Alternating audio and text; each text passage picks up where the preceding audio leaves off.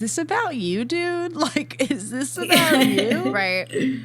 And like how this came back to treat yourself like somebody you're responsible for helping. It was like, again, that on its face isn't that bad. It's good, you know, like be kind to yourself, kind of. Yeah, you know? yeah. Like, yeah, I get that. Like, if you're putting yourself second, you're your all worst the time, critic. Like, try to maybe don't try to be that less. It is good advice, and it is good like for a therapist to tell someone that. But then just after it was like, I don't know what that had to, I don't know what the story of Adam and Eve has to do with that. Was it like it was just getting Eve should have helped herself and left Adam alone? I don't know what it was. I don't know what I it was. honestly thought with this and so many other chapters, it was like he had his 12 rules, and then he also just had a bunch of other stuff he wanted to say, and he just threw it in. Wherever he could. He was like, oh, I wanted to talk about Adam and Eve. Where could I put that? Oh, well, I already talked about how women suck in Rule 2, so this would be a good place. Yeah, it felt like he had like 20 papers from grad school that he was like, oh, I can get these things into the book and make it a 300-page book. I'm done. It does feel like constantly he's just looking for word count, like with every single thing he writes. It's just like... Is this the chapter where he started talking about order versus chaos? I think it Oh, Claire, was. I couldn't tell you that. Yeah. Well, I have some quotes. Okay, I'm ready.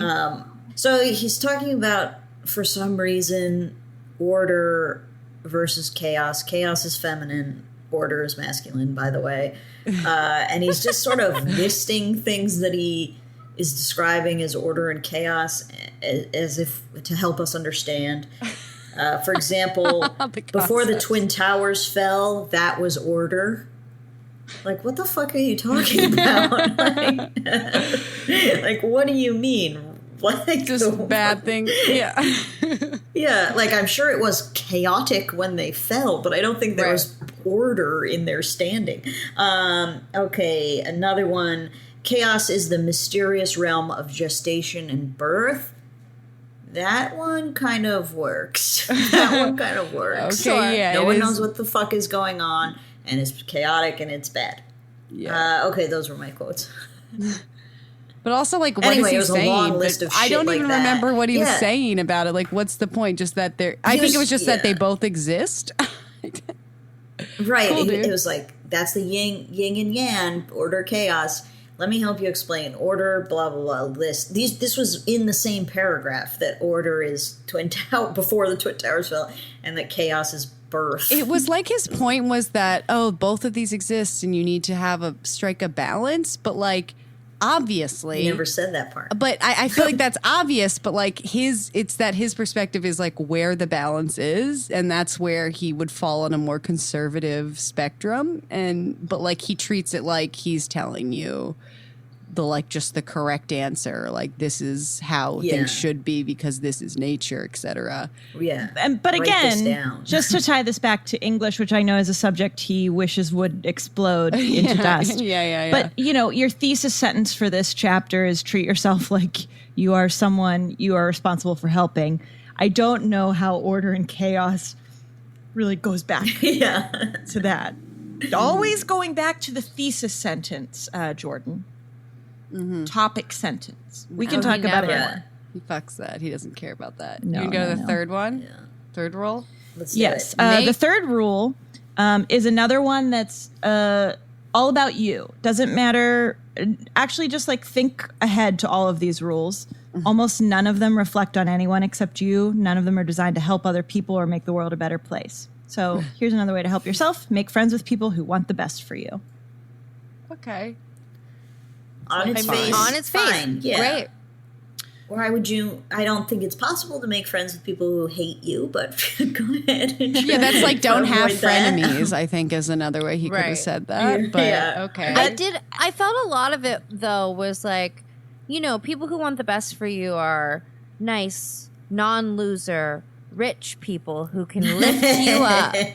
Yeah, that's true. That's true. Put those low frequency people. What book was that from? Low frequency, high frequency. Put those low frequency people to the side. They don't want the best for you. Exactly. That's when it starts to get pretty gross, actually, because there's a point where the point that he's actually making is not really about be friends with people who lift you up. It's like Sabrina said, don't be friends with losers. And here's how I know. I will read you this quote. Yeah, I love it. But Christ himself, you might object, befriended tax collectors and prostitutes. This was written in 2018, by the way. How dare I cast aspersions on the motives of those who are trying to help? But Christ was the archetypal perfect man, and you're you.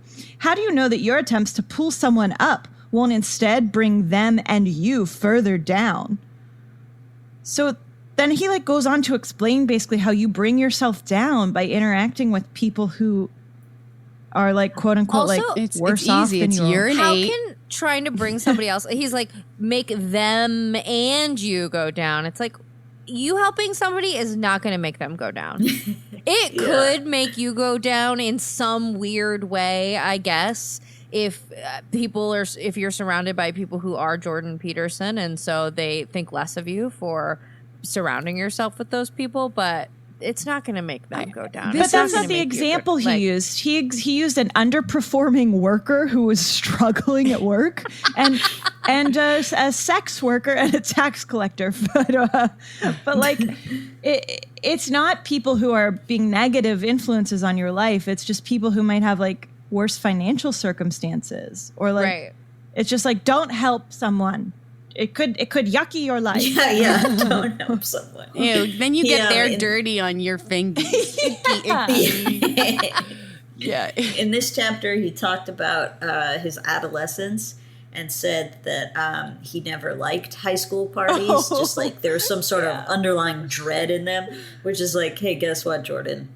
I know someone who wasn't invited to high school parties. It's like, are you kidding me? Are you kidding me? The way he talks about them, he sounds like such a narc, too. He's like, the children would gather. I never understood the darkness, the noise. Like, you sound like you've been really fun at a party.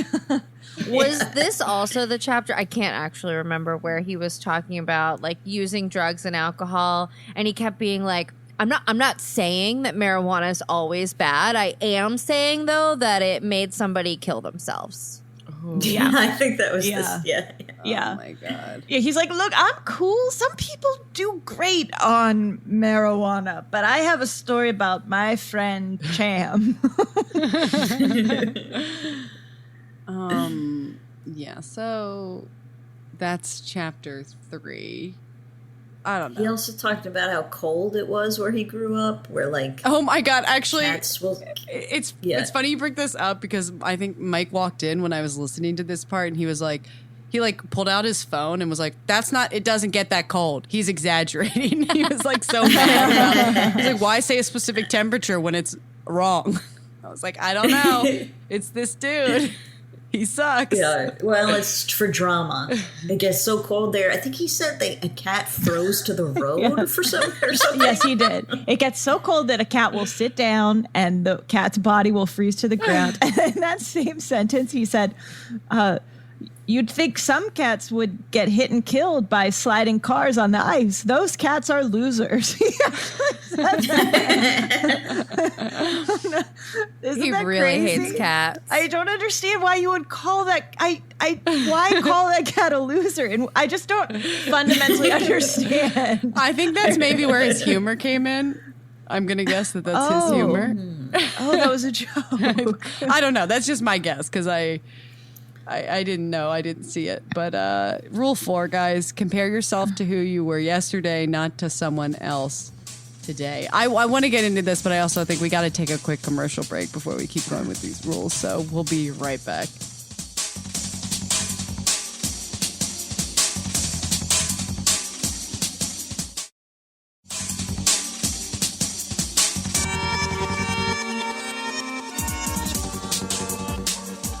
And we're back. We're talking rule 4, compare yourself to who you were yesterday, not to who someone else is today, which is, I've heard this a lot. It's gibberish. Gibberish. Oh, you think it's gibberish? I just thought it was like this. fine advice. Like, Yeah. just not Clara. compare yourself Really? Yeah. Okay.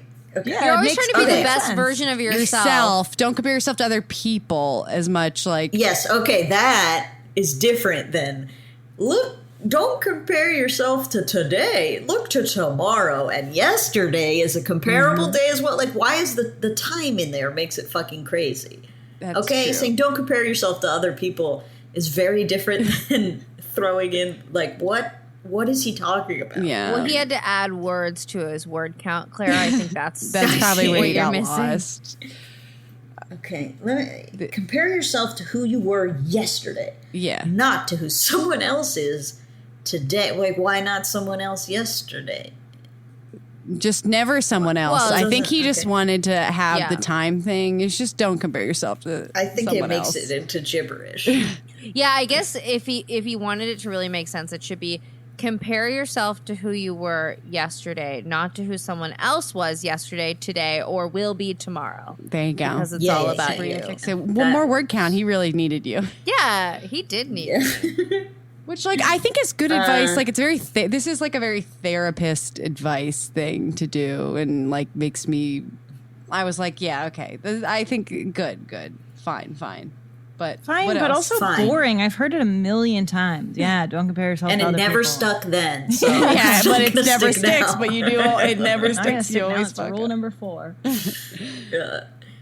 In this chapter, he quotes from The Simpsons, which Which kind he of does pisses me throughout. off. I really wanted to hear your take on all that, Clara. A lot of Oh Simpsons wow! I only throughout. called for once. Oh, I- it happens more than that. Well, There was one Okay. instance in this book where I was like, I relate to you, Jordan Peterson. And it was a Simpsons thing, but not for the Simpsons reason. It was like later in the book, he was like, when I want to relax, I love to watch Simpsons on 1.5 yeah, times he does speed. say that. 100% of the laughs, 66% of the time. And I was like, yes, sir. That's so It horrifying. was so Sabrina. I hate it. I hate I that. thought that too.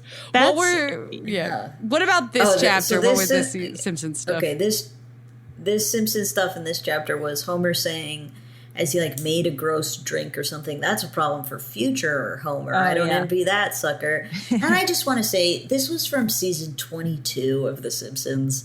It's like, that's not, I don't know, made The Simpsons look bad. It's bad that they're involved in this. It's not that funny of a line. It's sort of like a generic, who doesn't say like, that's a problem for future me or something. Yeah, it's a very yeah. common sort of thing, and it just it makes Simpsons look bad, and that hurts my feelings. Yeah, the And fact it's that he just not doesn't fair. know their season 22. Come Yeah, on. let's In only talk about the Simpsons' first 6 seasons. defense, though, I think he could quote a line from like the monorail episode, and it would land painfully dully, and be like, oh, that's sad. Yeah, I see. He could be saying a very funny line, but it would Be Just unfunny. coming out of Okay, his I see, I mouth. see. sap all the joy from it. Exactly. I don't even like. I'm like looking. I I'm think like, what that's fair. happened in this? I don't. Let's see. Anything interesting to talk about? If not, we move on. Oh, is this when he talked? I thought this was maybe when he talked about a cure for depression being to eat protein for breakfast instead of carbs and sugar. And Oh, yes, I remember this. I tried it. Okay. Because How'd it go? I'm pretty desperate. Yeah. I don't think it helped. I tried it once. It's like, Okay. what are you supposed to fucking eat? First of all, it's okay. I can't eat an egg every damn day. Yeah, So I no, had I mean, an you egg gave for it, breakfast. sounds like you gave it a real try, and that advice is absolute Yeah, nonsense. And I was open to it. Yeah. I wanted it to work. I wanted to feel better. You know. Also, he eats an Thanks, all so meat thanks for diet. nothing. So Yeah, no, he's not all meat. Yeah, so I guess it would have been Clara, like sausage. Yeah, that'd be bacon. hard for I you. don't have, Bakey. yeah. Not exactly I don't a have that kind Clara of stuff. meal. No. Oh, I'm not a vegetarian anymore, though. So Oh, I just, like, okay. Well, do it, but I don't have. I mean, I had an hard-boiled egg and some cheese later because I'm still hungry. Okay, I That's was like, Carbs are okay, is not that bad. Good. Was I it a don't- Baby Bell? There was a slice of Munster sandwich slice. wow. Ooh, exotic. Just sort of you grab and go from the fridge. Sure. Nice. All right, guys. Yeah. You want to do rule 5 because I this feel is better where now. I feel better now. Thanks, guys. now it's hitting you. Yeah. Okay. okay. I can read Yeah. it. Go ahead. Number 5. Do not let your children do anything that makes you dislike them. All right. This is obviously where, for me, it really started to get personal. Yeah, it started I to knew really it piss would. me off. Yeah. So the first of all, I think premise. it's Go such a ahead. bad premise. Go ahead. No, you go, Jana. Go ahead. The premise of this whole chapter is basically like for him to get to being allowed to say, guys, I do this weird flick thing where I flick my daughter really hard and